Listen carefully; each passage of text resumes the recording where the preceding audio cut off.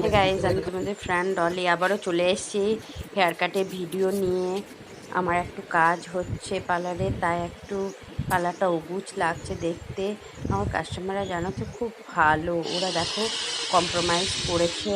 ওরা বলেছে তুমি কিন্তু হেয়ার কাট তোমার কাছেই করবো, দেখো লেয়ার কাট তোমরা ভালো করে দেখো। আমি আঙুলগুলো কীভাবে রেখেছি দেখে নাও।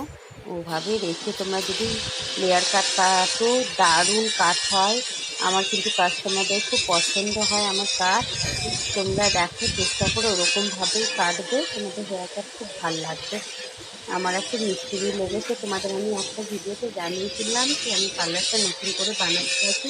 এটা দেখো গাইডলাইন, এটা গাইডলাইন হিসেবে আমরা নিচ্ছি।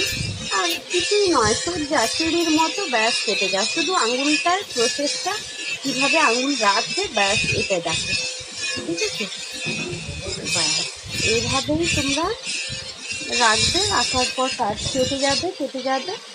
আর একবার করে টেনে টেনে দেখবে ফিনিশিংটা, ব্যাস খুব সুন্দর কাট হবে, কোনো অসুবিধা নেই।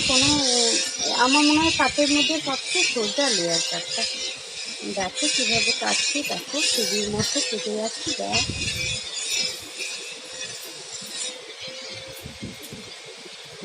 কিউট মেয়ে, ছোট্ট মেয়ে, ও বলছে না আন্টি আমি তোমার কাছে কাটবো। আমি মনে একটু কাজ হচ্ছে পার্লারের সাথে সাথে রান্নাঘরে কাজ হচ্ছে, তাই সব কিছু জিনিসপত্র রান্নাঘরে রেখেছি আমি নতুনগুলো বানানোর জন্য। রান্নাঘরটা পার্লারটা